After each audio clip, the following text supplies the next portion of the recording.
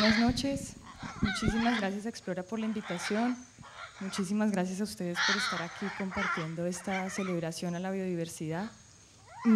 Para mí es todo un honor estar en este auditorio por el que han pasado personas que admiro profundamente. Hoy nos unimos a la celebración que Colombia está haciendo a la biodiversidad con sus monedas, con su nueva serie de monedas. Y con esta protagonista de la moneda de 200, una ave icónica y muy especial, seguramente reconocida por todos, que pertenece a un grupo seguramente muy fácilmente identificable. Y quería con esta imagen que tengo aquí, me encanta, es una obra de Pedro Ruiz, de una serie muy bella que se llama Desplazamientos, la colección Oro. Quiero recordar la reflexión que hace unos 15 días hacía el profesor Mantilla con respecto a qué damos valor, porque esas monedas, esas 5 monedas, si bien tienen especies de altísima relevancia para la conservación, amenazadas en uno u otro sentido, son realmente representantes de ecosistemas. Son en sí mismas el bosque, la selva, el páramo, la ciénaga, y esa es la celebración a la que nos unimos, con un caso muy especial, y es el de la biodiversidad urbana, ¿no? De la que poco sabemos. Sabemos, eso sí, que las aves y las plantas son los grupos con los que mejor relación tenemos en las ciudades, en los ambientes urbanos.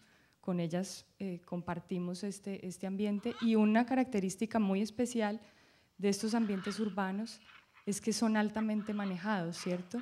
Si bien podríamos extender ese tema del manejo y de la intervención humana a casi toda la cobertura del planeta Tierra, las ciudades son el ecosistema, digamos, humano por antonomasia. Y en ese sentido es toda una celebración poder compartir este ambiente con las aves, planificar las ciudades para que las plantas nos ayuden a conservar esa biodiversidad, a promoverla. Y bueno, esa es la invitación.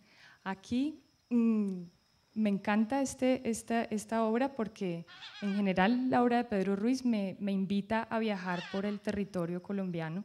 Montado en esa barquita uno reconoce los contrastes, las voluptuosidades, la diversidad del territorio.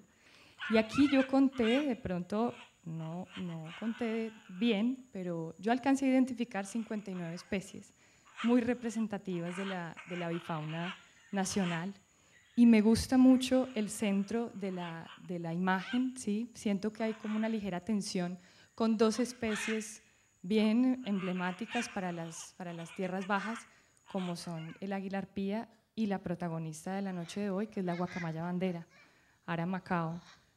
Recordemos, pues Ara significa, es una raíz de tupí, de la familia de lenguas tupí, que significa, pues se usa es una raíz usada para varias aves, entre ellas los loros, y Macao pues es la denominación que se le da a las guacamayas también en lengua tupí. Entonces ese centro de la imagen me gusta mucho, y ahí creo que ya alcanzaron todos a distinguir a la guacamaya bandera, a la subespecie de hecho que está en Colombia. Él le pintó esa franjita verde que separa el amarillo del azul, es de la subespecie Ara Macao macao.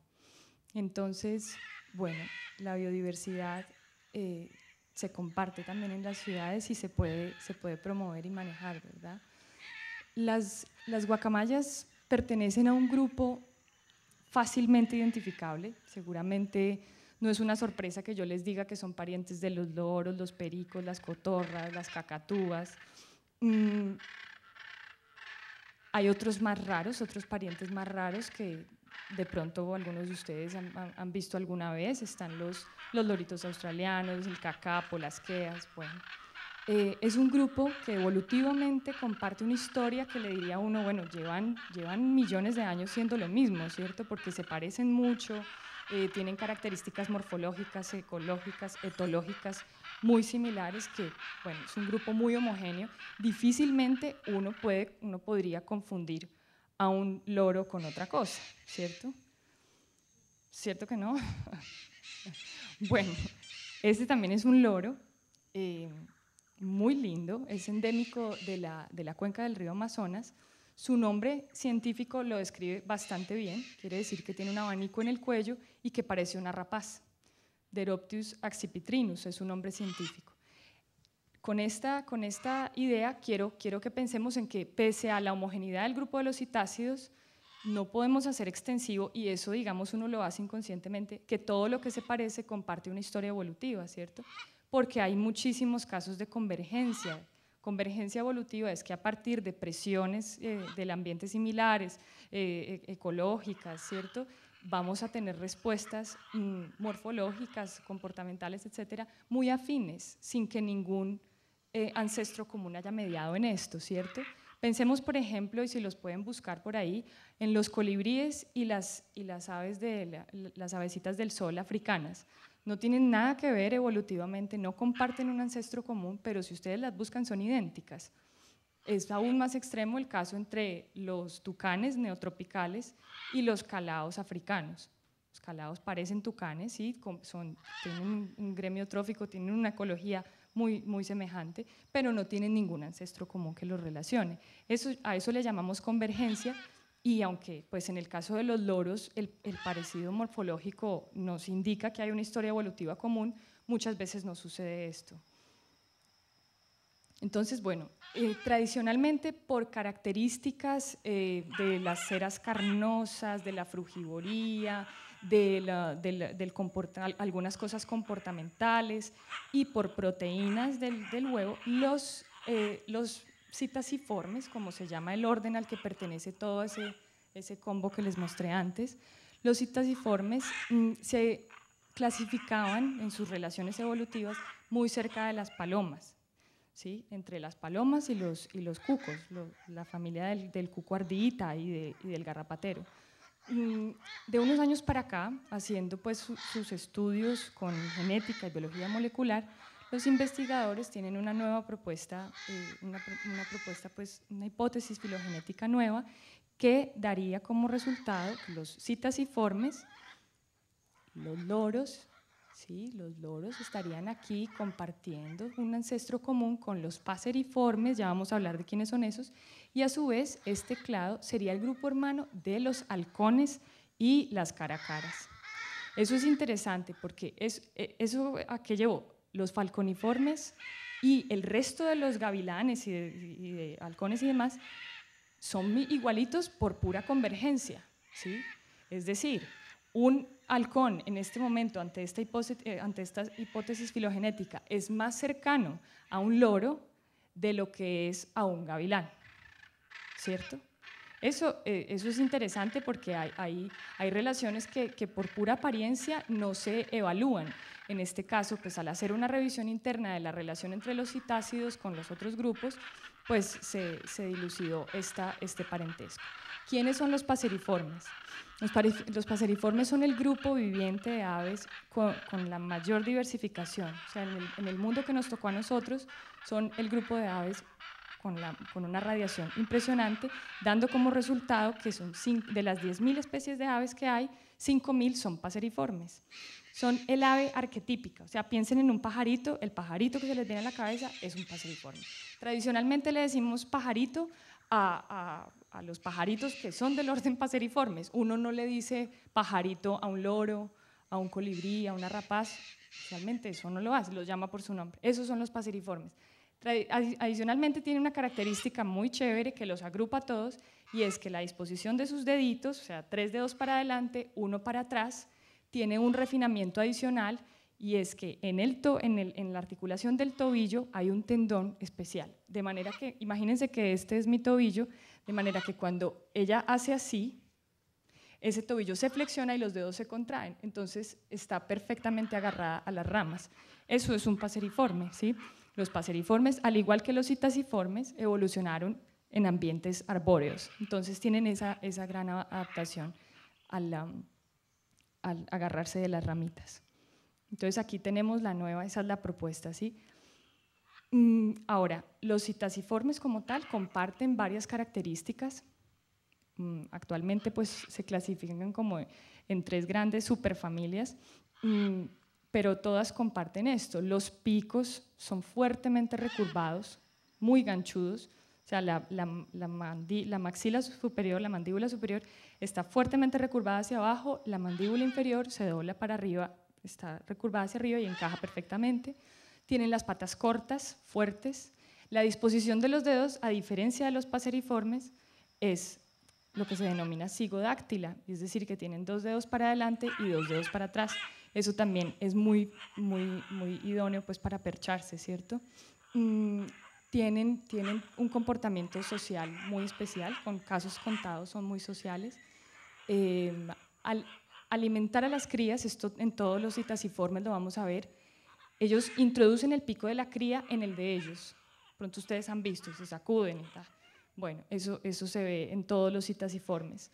Y pues, como les digo, con contadas excepciones son muy sociales. Al interior de ese grupo, que comparte todas esas características, vamos a encontrar en gran medida por radiación evolutiva, por la adaptativa, por la separación de las masas continentales que originalmente eran Gondwana, vamos a ver este primer grupo, digamos, el primero de esa gran división de los citasiformes, que actualmente pues está restringido al lugar de origen, al lugar que se supone que fue el origen de los citasiformes, es la masa que dio origen a Australia, Nueva Zelanda y Nueva Guinea. Se supone que los loros vienen de allá. Entonces, de esa primera gran división, de esa primera gran divergencia del grupo, vamos a tener a este primer grupo, que es la superfamilia Strigopoidea. Ahí están estos bichos medio raros, ¿cierto? Que son los cacapos y las queas. Son solo 2 familias, 3 especies. Estos están restringidos a Nueva Zelanda, altamente amenazados, como ocurre con la gran mayoría de las especies de aves de Nueva Zelanda. En un segundo grupo vamos a encontrar la superfamilia Cacatoidea. Cacatoidea es la superfamilia donde están las cacatúas. Las cacatúas tienen diferencias importantes con el resto de los loros, entre ellas la cresta siempre es eréctil, tienen una cresta eréctil. Hay algunas cuestiones fisiológicas diferentes con el resto del grupo. El cráneo, la forma del cráneo también varía un poco y nunca las vamos a ver ni en verdes ni en azules, no tienen esos colores. Y finalmente vamos a encontrar al grupo, la superfamilia Psittacoidea. Psittacoidea es la familia pues, de mayor diversificación, es principalmente tropical, y allí vamos a encontrar desde loritos muy pequeños hasta los loritos australianos y todos estos raritos, y al interior de esa gran superfamilia encontramos la familia Psittacidae. Ya cada vez nos vamos acercando más a la ubicación de la guacamaya. La familia Psittacidae, ahí es donde están los loros neotropicales. Allá adentro vamos a tener tanto a nuestros loros pues, neotropicales como a unos loros africanos y a los loros australianos en la familia Psittacidae. Entonces vamos a ver acá. Tenemos una superfamilia Psittacoidea, hay otras 2. Tenemos la familia Psittacidae. Al interior de Psittacidae vamos a encontrar esta subfamilia. Esta subfamilia Arine, ahí es donde están los loros neotropicales. Los loros neotropicales son aproximadamente 136. Esa familia Psittacidae muestra la mayor diversificación al interior del grupo de los citasiformes.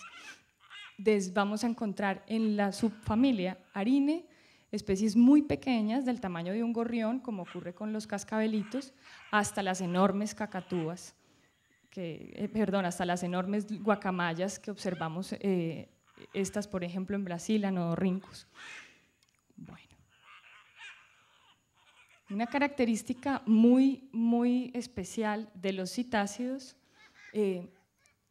obviamente, como el resto del grupo, tienen esa versatilidad, esa facilidad para manipular el alimento, para ingerirlo, para romper las semillas más duras hasta llegar a la nuez.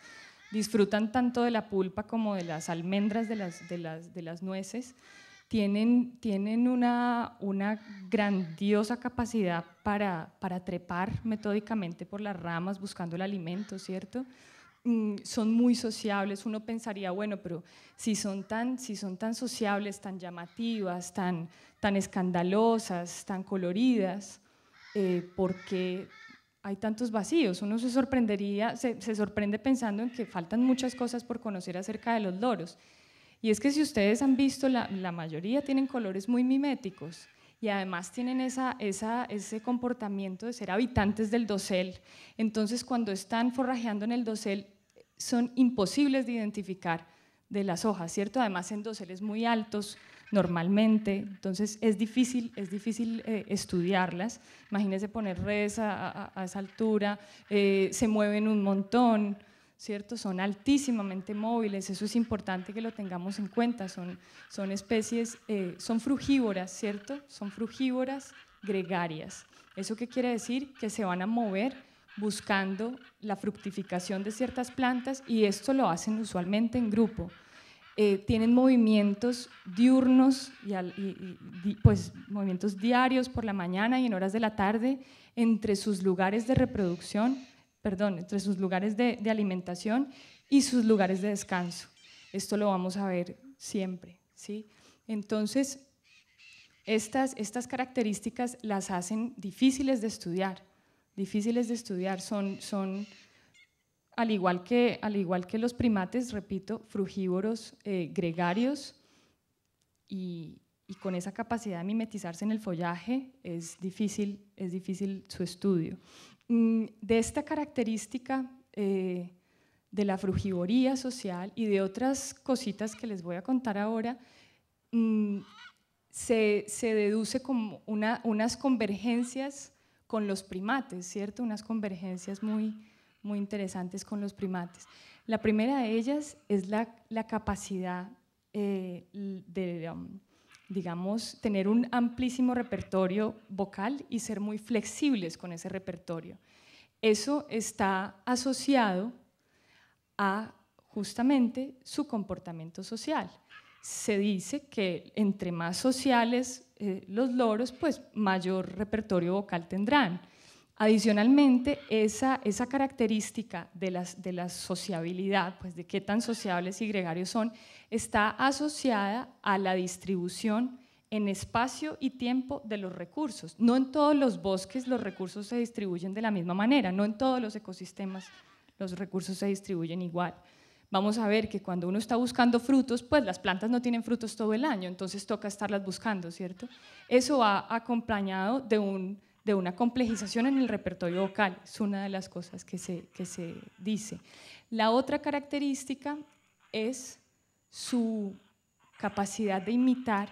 Aquí tenemos a una amazona acrocéfala, que es una pues, de las víctimas del cautiverio, una de las especies que más le gusta a la gente para tener en jaulas, en gran medida por esa facilidad que tiene para imitar.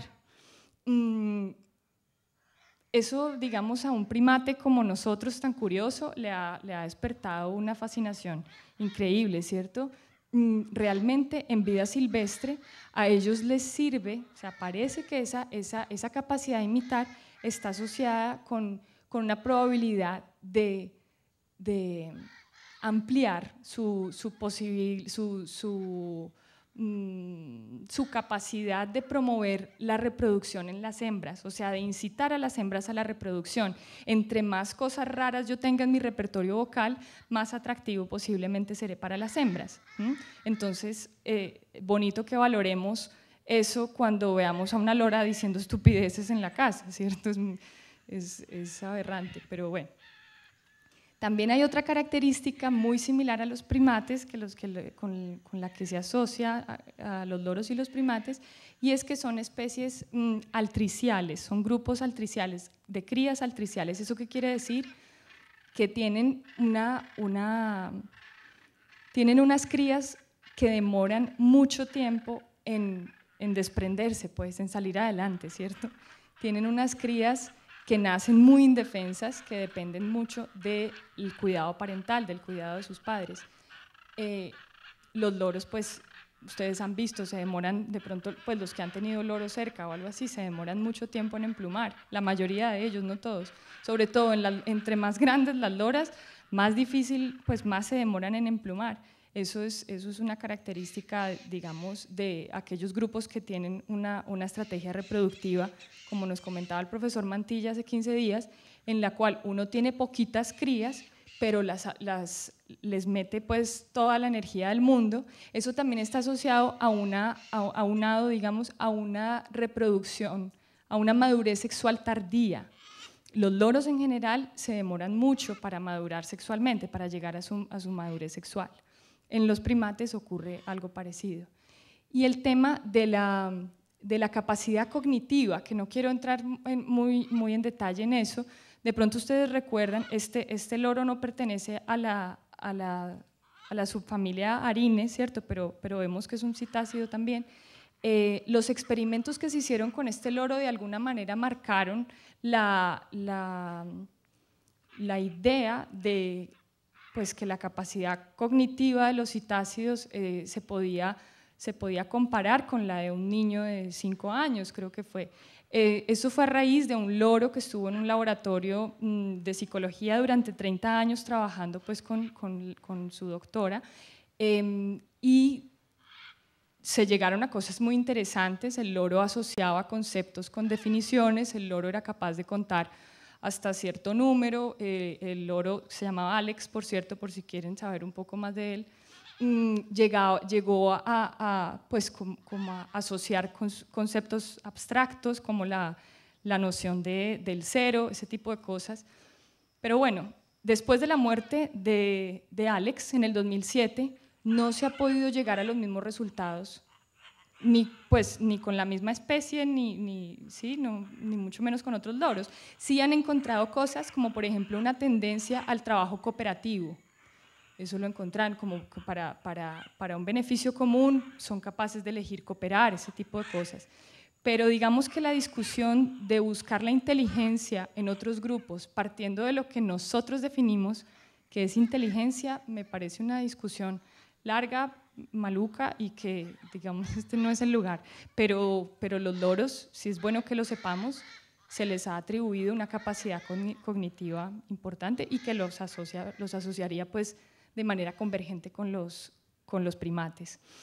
Y finalmente, esa importancia de la socialización, esa importancia de la vida en grupo. Las relaciones sociales de los loros están digamos, basadas en jerarquías de experiencia, edad, cosas, digamos, que son muy similares a como ocurre en los grupos de primates. Entonces, esa es otra de las afinidades que se les ha encontrado con los primates.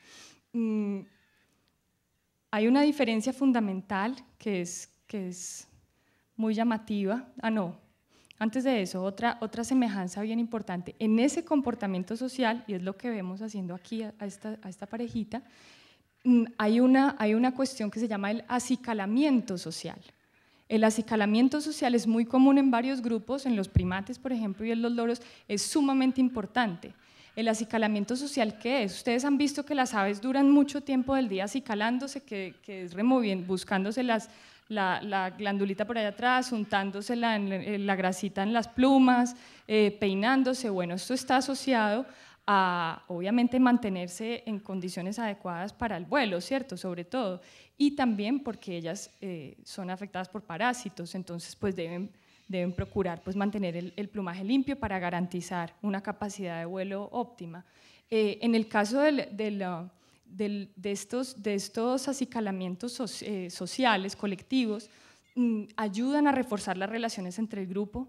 Dicen que hasta pueden resolver conflictos cuando hay algún tipo de enredo, y demoran mucho tiempo en esta actividad, ¿cierto? Es muy importante, además, como que se ha visto en experimentos en laboratorio que liberan un montón de hormonas asociadas con la sensación de bienestar. O sea, la serotonina, todas esas hormonas grupos similares de hormonas son liberados en los individuos cuando son acicalados socialmente, ¿cierto?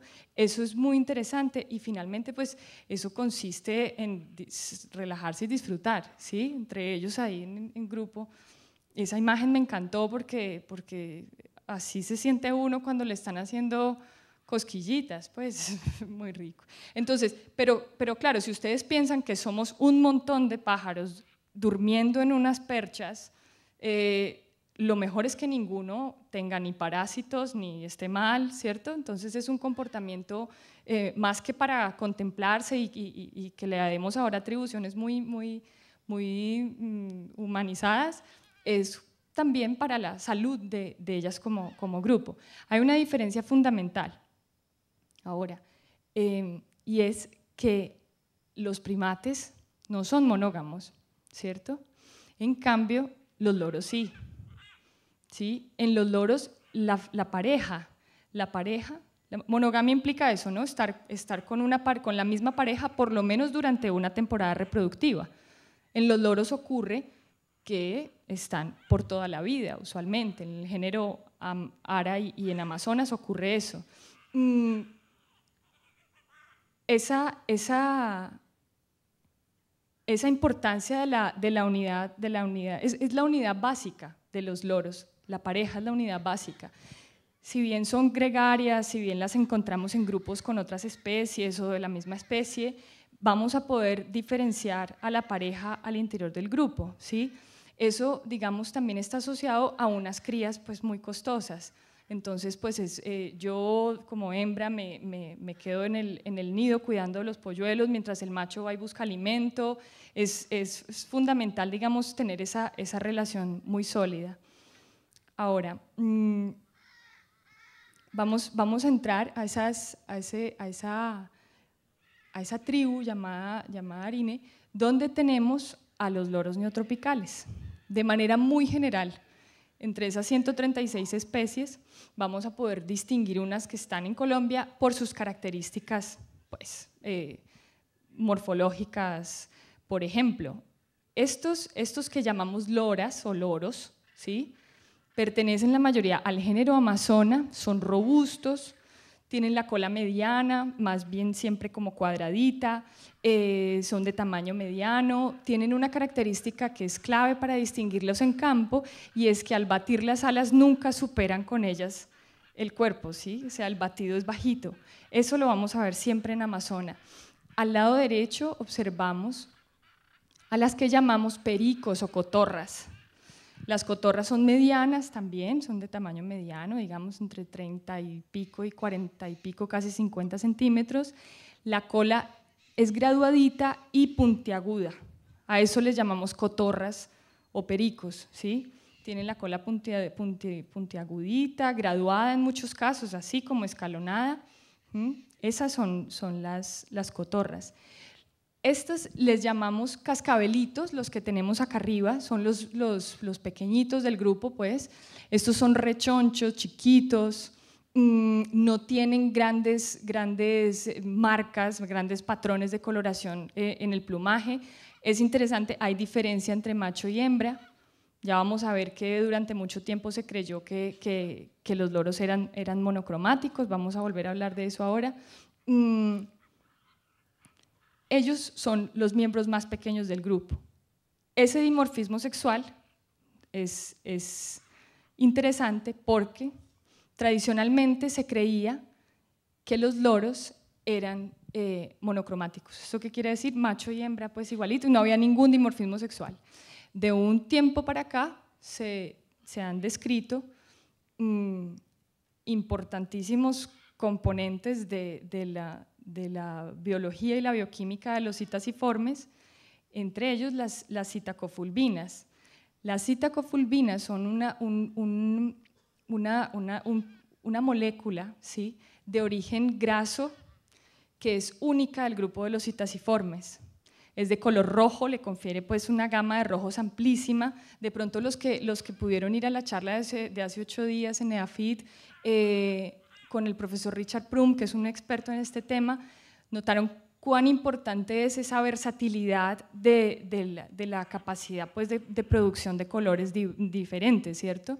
En el caso de los loros, ya esas citacofulvinas de color rojo permiten combinaciones con otros colores de otro origen y permiten una gama increíble de colores. Adicionalmente, parece que les confieren también una protección contra las bacterias. Parece que es bien difícil de roer las citacofulvinas. Otra cosa interesante, recordemos que los pájaros no se ven entre ellos como nosotros los vemos. ¿Por qué? Porque ellos tienen un cuarto tipo de células en el ojo, de conos, que les confieren la capacidad de ver ondas por debajo de los 400, es decir, ultravioleta. Ellas pueden verse en ultravioleta. Eso significa que tienen una posibilidad de señales para comunicarse increíblemente amplia y de la cual nosotros no conocemos prácticamente nada. Entonces, eso también es bien interesante, porque en el caso de las citacofulvinas no reflejan la luz ultravioleta, en cambio los amarillos del loro sí, entonces imagínense cómo se ven entre ellos de diferentes, ¿sí? Tradicionalmente se creía que todos eran macho y hembra, eran igualitos. Ahora se sabe que las citacofulvinas están distribuidas de manera diferente en machos y hembras, en adultos y juveniles. Están sobre todo dispuestos hacia la parte externa del plumaje, demostrando pues que justamente se centran en ser buenas señales de comunicación para los de su mismo grupo. Y pues bueno, eso es todo una revelación. También se han hecho experimentos. Cuando se describió este pigmento, se hicieron experimentos, pues búsqueda de restos del pigmento, de señales de que ese pigmento fuera producido a partir de la dieta, como ocurre con los carotenoides. Notaron que definitivamente no tiene nada que ver con la ingesta, o sea, no importa lo que coman, no se sintetiza a partir del alimento, y eso de alguna manera explica el por qué los loros en cautiverio tienen plumajes tan brillantes y tienen dietas tan diferentes. Y es que las citacofulvinas parece que se sintetizan en el mismo lugar de crecimiento de la pluma. Eso es muy interesante, eso es muy innovador pues, al interior del grupo. Entonces, quizá el grupo más llamativo de loras son las guacamayas, ¿cierto? Las guacamayas son 17 especies únicamente neotropicales,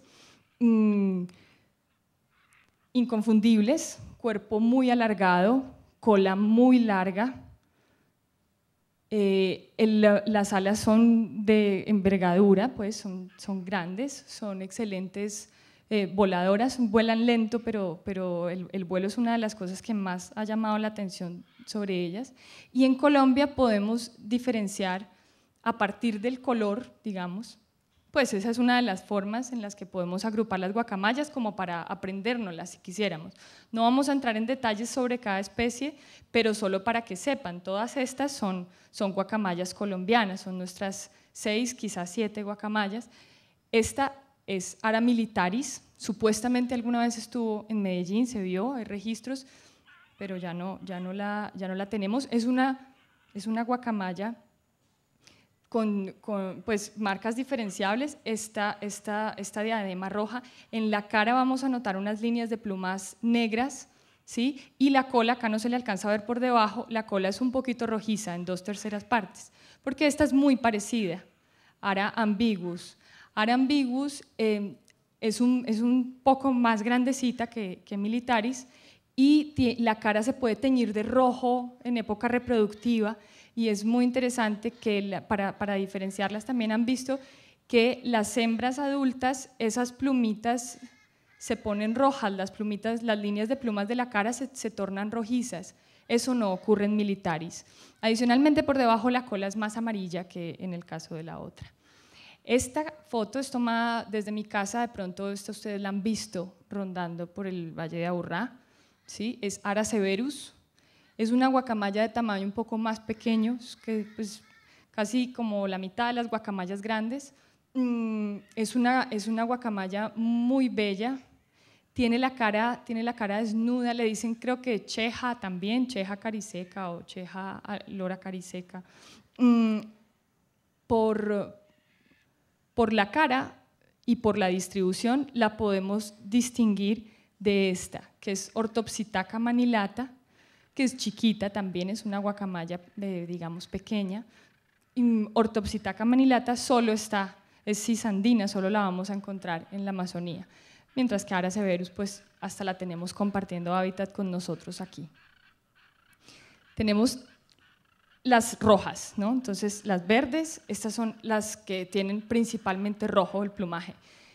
Nuestra reina de la noche, que es esta, ¿cierto? Ara macao, como les comentaba, la subespecie que pintó Pedro Ruiz, con este carácter un poquito más exagerado, y es que las puntas de las secundarias en esta subespecie se ponen verdes, entonces le da una apariencia a las alas de rojo, amarillo, verde y azul. En la otra subespecie, en la centroamericana, no tenemos esa banda. Y Ara Chloropterus, que es de mayor tamaño y que vemos que las coberteras de las secundarias no son amarillas sino verdes, ¿sí? El pico es más grande, la mandíbula es un poquito, la maxila superior es un poquito más pálida, y las plumitas de vuelo, las plumas de vuelo, las primarias y las rectrices, son de un azul un poco más pálido. Entonces eso también la puede diferenciar de Ara macao. Y finalmente esta, que es inconfundible, amarillo con azul, que es Ara araraúna. Ara araraúna quizá fue pues más común de lo que es ahora en los bosques de galería y en las zonas de, por ejemplo, el valle medio del río Magdalena, aquí en Antioquia, seguramente fue mucho más común de lo que la podemos observar ahora. Y como probable, no hay registros recientes, es Anodorhynchus hyacintinus, es índigo, completamente índigo el color. Hay unos digamos, registros por reportes etnozoológicos, pero no se han confirmado en años recientes. Sí, les recomiendo de verdad, si quieren ampliar y sobre todo como una referencia que no se me podía escapar por decirles, el libro Loros de Colombia. Loros de Colombia es una publicación de conservación internacional muy bonita, muy linda. Tiene una investigación etnozoológica súper interesante, muy bien hecha. Las ilustraciones son también muy útiles en campo y sobre todo uno de sus autores, uno de los más grandes naturalistas que ha tenido Colombia, ya fallecido, el Mono Hernández, estaría muy satisfecho sin duda con que todos los interesados por los loros se acercaran a ese conocimiento depositado en esa guía. Entonces esta es una cuña para que busquen esa guía, Loros de Colombia. El vuelo de las guacamayas es una de las características que más ha llamado la atención, ¿cierto? Que más atractiva, más atrayente resulta esa característica sobre otras del grupo. Ellas se mueven y se mueven muchísimo, se mueven larguísimas distancias, o sea, viajes de 30 a 40 kilómetros diarios hasta cientos de kilómetros no son extraños, no son extraños. Eso es bueno que lo tengamos en cuenta desde ahora para luego pensar un poquito en nuestras guacamayas, las que ahora, desde unos años para acá, vienen compartiendo el Valle de Aburrá con nosotros. Ellas se mueven, como decíamos, entre sus lugares de descanso y sus lugares de alimentación, viajan juntas por la mañana, forrajean, por la tarde regresan a sus lugares de descanso. Esa es una característica de altísima movilidad que es muy importante en términos de conservación. Se mueven por ecosistemas como este, ¿sí? Este es el río Caquetá, de Pedro Ruiz también. Me gusta mucho porque me imagino un dosel altísimo, ni crean que eso es bajito. Entonces ellas se mueven por bosques de galería de este tipo, por bosques también de tierras bajas, discontinuos, con algunos árboles altos, con algunos parches. Ellas se mueven por este tipo de ecosistemas.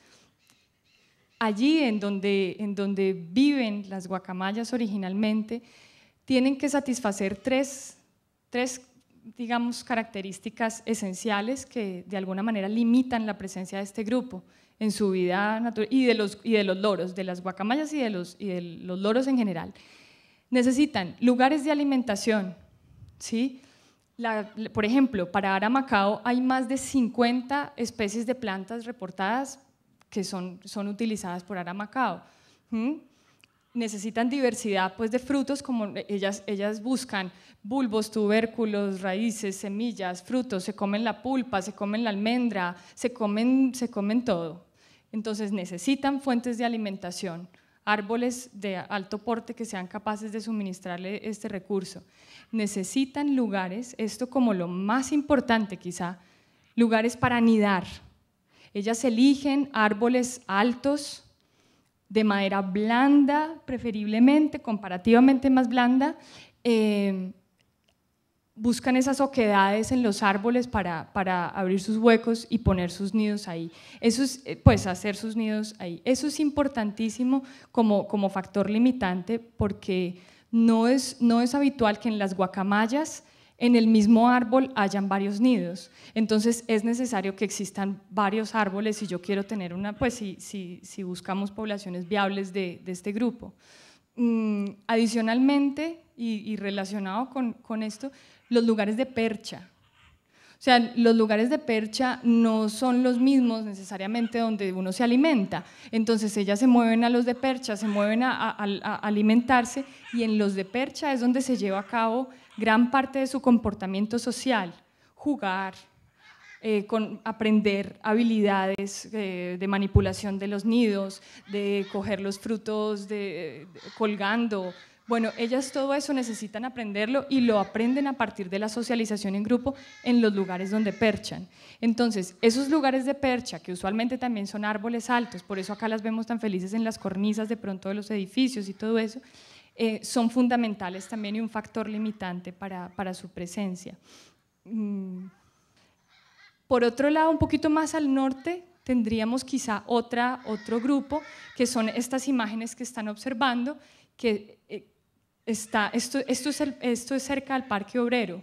Entonces por ahí tendríamos otro grupo que estaría aprovechando el Parque Metropolitano Volador, estaría aprovechando el zoológico mismo, el jardín botánico, bueno, estos lugares que todavía conservan una cobertura pues, vegetal importante. Sin embargo, vale la pena analizar cómo está siendo pues, la utilización del territorio en términos pues, del aprovechamiento de sus recursos y del movimiento y de la satisfacción pues, de sus propias necesidades vitales. Yo creo que no es difícil volver a reencontrarnos con esa admiración. Yo creo, como les decía, lo llevamos en las venas. El tema del arte plumario, les recomiendo mucho Loros de Colombia en ese aspecto también. Muy bello el recuento que hacen del arte plumario. Las plumas se utilizan como moneda mucho antes de que todas estas monedas aparecieran.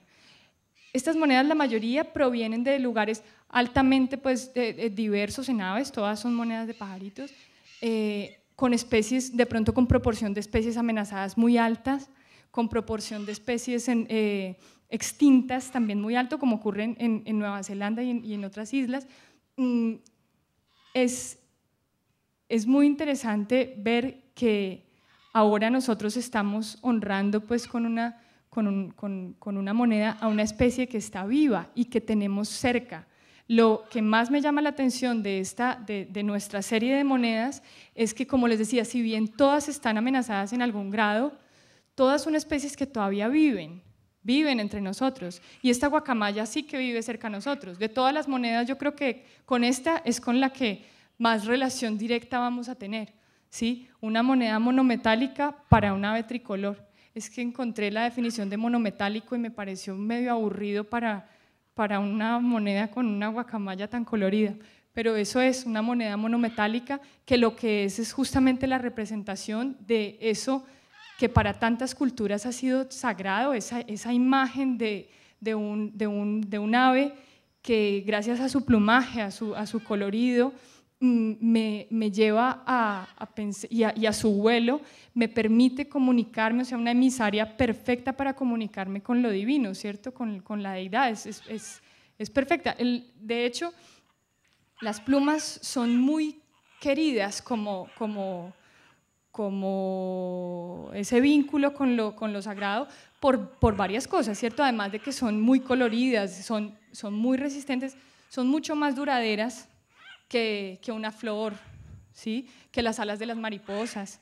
Entonces, digamos que eso las hace muy apetecidas. Y Ara Macao, digamos que en todo el rango de su distribución, desde México hasta Bolivia y Perú, ha despertado en los grupos humanos una fascinación, ¿sí? Desde los muiscas, que son de tierras frías, donde no hay guacamayas, ¿cierto? Hay evidencia de esa adoración a las guacamayas en la medida en que se cree que son hijas de Suwa. Suwa vendría siendo la deidad solar muisca, una de ellas, creo, y las guacamayas son sus hijas. Entonces, también hay una simbología muy chévere, y es en Suesaca, creo que es, ni idea cómo se dirán en chipcha, quiere decir cola de guacamaya, y Suesaca es actualmente Suezca. Suezca es una cadenita montañosa muy apetecida por los escaladores, y significa pues cola de guacamaya. Eso es bonito porque por esa zona no existen las guacamayas, entonces nos muestra pues el impacto hasta a punta de pronto de la comercialización misma con plumas, ¿sí? Lo que puede llegar a impactar a estas comunidades. Son muchísimos ejemplos, para los Bora, para los Yanomamis, para los Huitoto. Para los Huitotos las guacamayas eran hijas de Jitoma, Jitoma una deidad solar también. Bueno, hay muchos casos. Kinich Cacmó sería también una deidad solar maya a la cual se le rindió mucho culto porque era el sol mismo encarnado pues en un ave. Se representaba como un ser humano con cabeza de guacamaya y una antorcha encendida en la mano derecha, como en una mano. Como muchas de las deidades mayas, es dual. Es una deidad dual, o sea, es tanto la promotora de la salud y digamos, la curación cuando ocurre alguna cosa fatal, pero también es la emisaria de sequía y problemas comunitarios. Entonces se les rendía culto y se le pedía consejo a ese templo que se construyó pues en su nombre. Hay otras referencias muy lindas con los Tairona también, con una comunidad tairona, de un libro muy especial, una publicación del Boletín del Banco de la República que se llama Cantos y Cuentos de las Aves Wiwa. Es muy bonito también. Ahí se refleja que en un lugar por fuera de su distribución, ¿sí?, impactaron también la conciencia de estos grupos, y la guacamaya como tal se utiliza para promover valores en los niños y los jóvenes. Con su historia de origen, con un montón de cosas, se promueven valores lindos en la comunidad. Y finalmente, Seres Emplumados también es una publicación bellísima del Humboldt y Troppenbos, que buscaba justamente con una comunidad del río Caquetá hacer investigación local, o sea, guiada por ellos, hecha por ellos y publicada por ellos. Entonces ahí hay un desglose muy interesante de toda la simbología y de toda la ritualización pues asociada al plumaje, y quería leerles rápidamente un pedacito de la introducción que yo la sentí como un regaño para que cerremos la reflexión sobre el plumaje. Dice: el tipo de plumas y de coronas que utiliza cada etnia responde a una asignación ancestral, según la cual cada grupo recibió de los creadores un conjunto de plumas para los rituales. Por este motivo, la identidad del clan y el tipo de plumas utilizado siempre van juntos. Su uso está ritualizado. Sin embargo, Los rituales indígenas se han venido transformando hasta tal punto que los conocedores se quejan porque no se conservan las normas para su realización y simplemente se hacen a medias, situación que preocupa enormemente a los conocedores y chamanes, más aún cuando paralelamente se observa la folclorización de los rituales y la comercialización de coronas y adornos a manera de artesanía, sin ningún sentido cultural y sin las debidas medidas de manejo de las especies de aves que proveen los plumajes.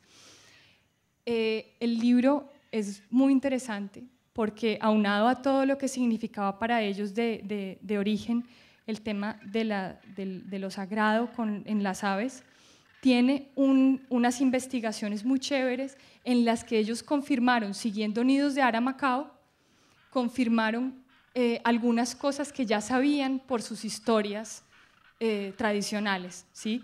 Entre ellas, por ejemplo, que para dormir, ellos buscan un árbol con abundantes hojas, que para dormir y para anidar buscan específicamente tales y tales especies, ellos ya lo sabían por su propia historia natural, que ponen entre 1 a 3 huevos. Es interesante que, por ejemplo, ellos anotan algo que no lo encontré en ninguna otra parte, y es que para la construcción de los nidos prefieren huecos que tengan vigilantes.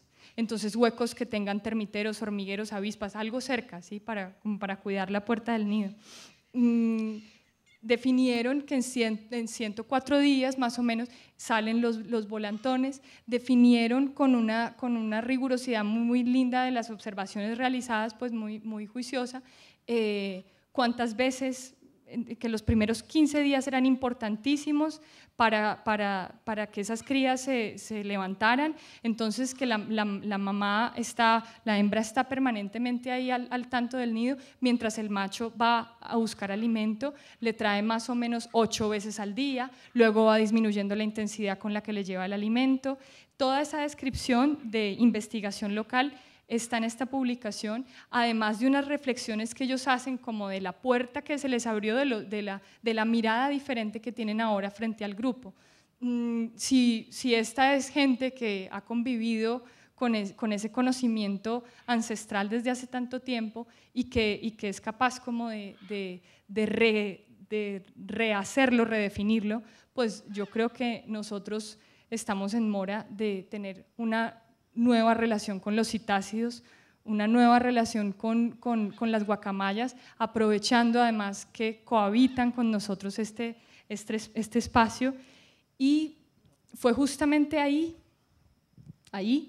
en Araraquara, según cuenta Uldarico Matapí, el autor del libro que les acabo de comentar, donde la primera mujer del mundo indígena que conoció al Aramacao, llegó hasta allí, ¿sí? Llegó a los huecos de las rocas y dejó a sus mascotas para que se reprodujeran y vivieran. Como ella era la madre del pescado, se quedó en el chorro, ¿sí? Se quedó en el chorro como dueña del sitio. Sus guacamayas, sus lindas guacamayas, siguen desplegando su imponente presencia aún en nuestras congestionadas ciudades. Entonces recuerden, Arara, guacamaya, cuara, cueva. Muchas gracias.